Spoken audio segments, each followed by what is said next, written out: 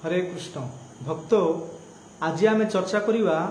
आदिवासी माने कौन जानवे चंदन महत्व। मु गोटे जगह को बुलियापी जाइली गोटे बण थिला से बण रे बहुत सारे आदिवासी लोक मैंने रोचंती। मु से जगार गोटे अद्भुत दृश्य देखिली। अद्भुत दृश्य कौन से दृश्य थिला ना एते मोटा मोटा सब चंदन काठ। हाँ चंदन काठ गुड़ा को से आदिवासी लोक माने सब कातिरे कुड़ारी रे हाणिकी काटिकी कातिरे कुड़ारे हाणिकी काटिकी आणुचंती सेतिरे तांके खाना बनाउचंती रोषे करुचंती। तांकर जो ईंधन जो जालाण ये काठ चंदन काठ रोषे करुचंती। मु देखी आश्चर्य हो गली। हाँ भाविली लोक मानू चंदन काठ मिलूनी। हाँ भगवान शरीर लेपन करने जमी आमर खरा दिन। हाँ खरा दिन रे चंदन यात्रा होची बहुत सारे चंदन घोरी भगवान राधा माधव कृष्ण को लगौचंती चंदन लेपन करुचंती। हाँ भगवान को गरम लगे ठंडा लगे बोली। आ चंदन केते रेट। हाँ बहुत रेट माने छोट गोटे 100 ग्राम 200 ग्राम गोटे गोटे काठ आने चंदन काठ तो 400-500 टका पड़ुची असली चंदन काठ। तो ये माने देखिली मोटा मोटा। हाँ मोटा मोटा काठ गुड़ाक चंदन काठ बहुत सुगंध होउची। से काठ गुड़ाक आनी एमाने रोषे करुचंती। एमानक जालन चंदन काठ। चंदन काठरे एमाने रोषे करुचंती लोक मानकू शरीर लगेया पई मिलुनी। ए चंदन काठर महत्व एमाने कौन जाने। चंदन पूजा करा जाउची चंदन बहुत रेट तथा मुझे माने जानी पाउ नाहंती। माने जालन माने रोषे करिकरी से माने अन्न जो किसी व्यंजन जो खाउचंदे माने से माने रोषे करिकरी से चंदन काठ को भोजन करुचंदी। कहया तात्पर्य होला आदिवासी माने कौन जानिबे चंदन महत्व। हाँ मुझे दृश्य देखी मते मन पड़गला ये संसार लोक मान ये संसार लोक मध्य आदिवासी समान। कार्तिक मास चली। हाँ कार्तिक मासर महात्मा को मत जानी पारु नाहंती। ए मनीष जीवन कहीं मिली मनीष जीवन महत्व को जानी पारु नाहंती। भगवान कौन आमे किए भगवान भक्ति कहीं करवा भक्ति कले कौन मिलिबो ए गुडा को मध्य ए साधारण लोक माने जानी पारु नाहंती। जेमिति से माने चंदन को जानी पारु चंदन महत्व को जानी पारु नाहंती। से चंदन काठ को आनिकरी जाली रोषे करुचंती। से प्रकार मनीष जीवन प्राप्त करी ए मनीष जीवन को सार्थक केमिति करिवा कौन केमिति जीवन यापन करिवा किछि मध्य लोक माने जानी पारु नाहंती। यार अर्थ ए माने मध्य आदिवासी समान। हाँ मनीष जीवन मिलथिला 84 लाख जन्म पर मनीष जीवन मिलथिला केवल भगवान भक्ति करी ए जन्म मृत्यु जरा व्याधि मुक्ति पाया पाए। परंतु किछि जानु नाहंती केवल खाइबा पीवा शोइबा संतान उत्पन्न करिबा। हाँ आउ निजर सुरक्षा रक्षा करिबा। हाँ टंका घर द्वार जमी बिल बाड़ एगुड़ा सब करचंती लागिचंती। एतिपई कोन आसचंती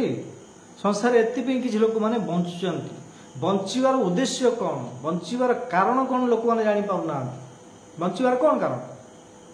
ए बंचिबार कारण हला आमे कृष्ण प्रेम प्राप्त करिया पे बंचिबा। किछि लोक खाइया पे बंचंती किछि लोक बंचिया पे खाउचंती। आमे बंचिया पे खाउचंती ना खाइया पे बंचंती बंचिया पे खाउचंती।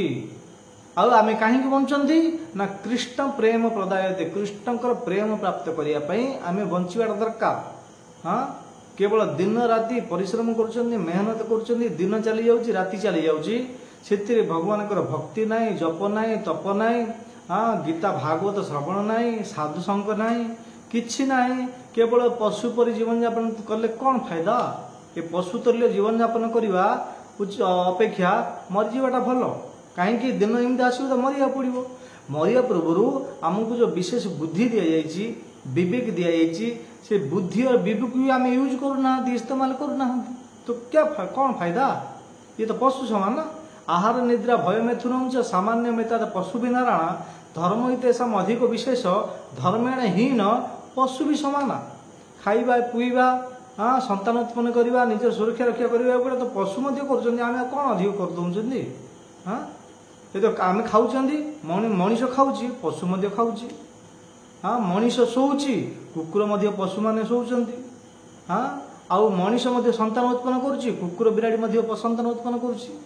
आउ कुकुर बिराड़ी तार निजर सुरक्षा रक्षा करुच्ची मनीष मध्य करुच्ची आहार निद्रा भय मैथुनम च सामान्य मेता पशु बिना राणा ये चार्टा जिनस पशु मान कर परंतु धर्म ही तेषाम अधिक विशेष आमको बुद्धि विवेक दी विशेष बुद्धि दी पशु अपेक्षा अधिक बुद्धि विवेक दी ताकू आम इस्तेमाल करना धर्म ही तेषाम अधिक विशेष धर्मेण हीन पशु भी समान से पशु समान ए प्रकार पशु समान आम बचा ना आम पाखे गीता ना भागवत ना शास्त्र ना साधु सत कौन ना भगवान पूजा विधि करने कौन विधि ना सबकि अच्छी विशेषकर कार्तिक मास तो करूँ कार्तिक मास चली कार्तिक मास महात्मा अनेक अनेक स्कंद पुराण पद्म पुराण वर्णन कर कार्तिक मास पूरा करना पंचुक व्रत करूँ जो किसी जो व्यक्ति माने पूरा मास करना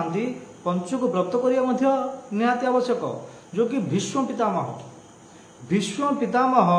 सरसज्जार शयन करके पंचुक व्रत पंचुक व्रत पालन करते जो उत्थान देव उत्थान एकादशी टू 5 दिन जो कार्तिक पूर्णिमा पर्यंत जी पंचुक व्रत हाँ यहीटा करवा कथा किसी लोग तो पूरा मासे संख्या कर भल आउ जो बाहरी साधारण लोक मैंने अच्छा जो दिन राति परिश्रम कर 24 घंटा आहार निद्रा भय मैथुन लगी कम से कम 5 दिन पंचुक व्रतटा करेंगे जदि ताहले पूरा पूरा कार्तिक मासर फल मिल चातुर्मासर फल मिल पंचुक व्रत करूँ भगवान किसी कुआड़े किसी असुविधा नहीं कुआड़े जावाक दरकार नहीं भगवान का नाम जप करूँ घरे जो जगार अच्छा से जगह रुहतु आउ कि ना ए कलिजुगर बड़ तपस्या हूँ भगवान हरिनाम हरिनाम जब जप करेंगे हरे कृष्ण महामंत्र जप करेंगे हाँ सबु फल माने जेतिक माने जहाँ जो नियम नीति पद्धति जो यम नियम आसन प्राणायाम प्रत्याहार ध्यान धारणा समाधि विभिन्न प्रकार अष्टांग योग अष्टांग सिद्धि अणिमा महिमा लधिमा प्राप्ति प्राकम्य असिता वसिता कामवासिता आपको अष्ट सिद्धि आपको ये जो कौन यम नियम आसन प्राणायाम प्रत्याहार ध्यान धारणा समाधि आपको अष्टांग योग माने ये सबू अष्ट सिद्धि अष्टांग योग एगुड़ाक करने अपेक्षा भगवान महामंत्र भगवान नाम ये जो महामंत्र जप करेंगे सबू फल गुड़ाक मिल सबू पापरू निवृत्ति हो ब्रह्म हत्या पाप करेंगे विभिन्न प्रकार पापरू अधिक पाप कर व्यक्ति जदि हरे कृष्ण महामंत्र जप करेंगे विशेषकर कार्तिक मासरे ताको सहस्र गुण मिल फल हाँ बाकी अन्य दिन में आपण जहाँ किसी करेंगे गोटे फल मिले परंतु कार्तिक मासरे स्कंद पुराण वर्णन कर अन्य मासरे जो जहाँ करेंगे गोटे फल मिल कार्तिक मासरे जी फल जी भगवान जेकोसी आध्यात्मिक कार्य कर सहस्र गुण अर्थ 1000 गुण फल मिल तो विशेषकर कार्तिक मसटा एवं चली कि दिन पर चली जो भक्त माने किसी करना जो कि वर्ष संख्या किसी करना 11 मास पर्यंत करना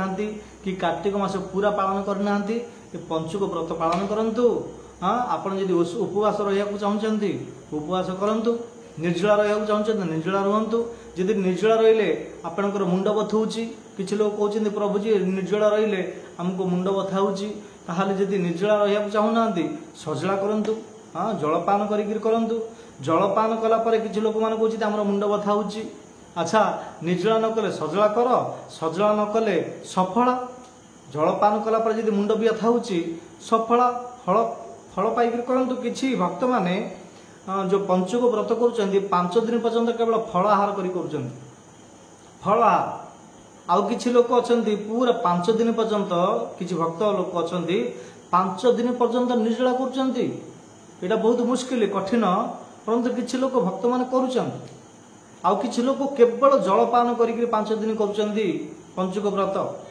कहीं भीष्म पितामह करते भीष्म पितामह करते से भगवान बहुत प्रसन्न थे जलपान कर भीष्म पितामह अर्जुन कहले मत शोष लगुच मुझे जलपान करने चाहूँगी अर्जुन पाखे एति शक्ति थिला निजर धनुष बाण गोटे सर को मानले माटी तलू गंगा उत्पन्न होते गंगा आसिकी मुखरे पड़ता हाँ आउ गोटे थर ही ये गंगा जल पान करते 5 दिन पर्यंत उपवास करथिले आ किछि खाइ नांती भगवान का स्मरण जप तप करुथिले भगवान कर नाम जप करुथिले भगवान को ध्यान करुथिले विश्व पितामह करथिले जो कि द्वादश महाजन रे जण महाजन स्वयंभू नारद शंभु कुमार कपिल मनु प्रहलाद जनक भीष्म बलिर्भय सकीर्भय विश्व पितामह करथिले सेति प्रसिद्ध आपण निर्जला करिया चाहछे निर्जला करंतु जदि निर्जला न रहि पारछंती सजला जलपान करी करंतु जदि जलपान कला पर जदि किछि असुविधा होची सफला करंतु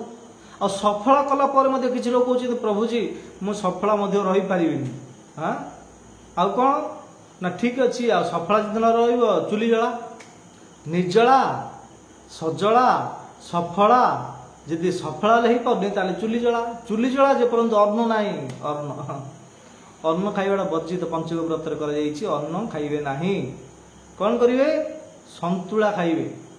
चुली जला जो कहउछि ना चुली जला निर्जला सजला सफला चुली जला अर्थ संतुला संतुला रे मध्ये किछि मसला मसली किछि पड़िबो नाही एमडीएच मसला ये एवरेस्ट मसला ये विभिन्न प्रकार जीरा सोरिष एगुडा किछि मध्ये पड़िबो नाही केवल संतुला हाँ हबिषार्ण संतुला मतलब केवल लुण टिके रहिबो कंचा लंका टिके रहिबो आउ किछि रहिनो पानी रे सिझेई पाइबे जदि रही पारु नांती पंचक व्रत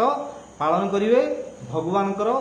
हाँ नाम जप तप करिवे आउ सकाळ प्रातः स्नान हबिषार्ण कार्तिक मासरे हमर स्कंद पुराण वर्णन कर जाइछि प्रातः स्नान हबिषार्ण ए कार्तिक मासरे सबगुड बड़ तपस्या हला प्रातः स्नान माने सकाळु को स्नान करिबा सकाळु को जे स्नान करूची ए कली युग रे ताडो बड़ तपस्या किछि नाही लोक मन सकाळु को मध्ये स्नान करि पाउनांदी गाधी पाउनांदी 8टा 9टा 10टा को स्नान करचंती परंतु अन्य दिन करचंती ठीक अछि कार्तिक मासरा सकाळु सूर्य उदय हेबा पूर्वरु ब्रह्म मुहूर्त को समय कहउचंती जो कि सूर्य उदय हेबार 1.5 घंटा पूर्व माने 4:30 4टा 4:30 भितरे उठिक स्नान करंतु आ भगवान को ध्यान जप तप श्रद्धा करंतु गीता भागवत पढ़ंतु हाँ ताहले भगवान श्रीकृष्ण प्रसन्न हेबे आ कार्तिक मासर जो तपस्या बाकी थिबो अंतिम समय काम दब शरीर त्याग कला परे आउ पुनः माने आ विभिन्न प्रकार 84 लाख जोनि को न जाई हाँ पुनर्जन्म ना विद्यते माने आ जन्म केबे मध्ये मिलिबो नाही को जन्म पशु जोनि जो विभिन्न प्रकार 84 लाख जोनि से जोनि को हमें जाई परिबा नहीं जो 84 लाख जोनि छुट्टी ही जीवो ए जो मनुष्य देह एटा लास्ट शरीर हबो अंतिम समय रे भगवान कर परम धाम वैकुंठ धाम को प्राप्त करि परिबा सेति पे ए पंचक व्रत पालन करंतु आउ लोक माने जानि पाउनांती मु से जागा को देखि आश्चर्य हली आदिवासी माने चंदन काठ को लेई से माने जाळन माने जाळु किरी रोसे करूचंती से प्रकार आमे आदिवासी मनुष्य भल जीवन मिली हमको बुद्धि विवेक दिया जाइछि ए बुद्धि विवेक को इस्तेमाल करंतु यूज करंतु हां ए बुद्धि विवेक को यूज करनांती आदिवासी परि भी चलुचंती हां भगवान कर भक्ति जप तप नाही माने कोन आदिवासी ना पागल बाया हां ए प्रकार पागल परि बचले कोन फायदा सेति भी एबे मते समय अछि एबे उत्थान एकादशी आसीबो 2 तारिख रे उत्थान एकादशी आसीबो उत्थान एकादशी डू कार्तिक पूर्ण पंचक व्रत आसुची भगवान ध्यान भजन जप तप साधु संग हरिकथा श्रवण करंतु ए निज जीवन को सार्थक करंतु बहुत बहुत धन्यवाद हरे कृष्ण।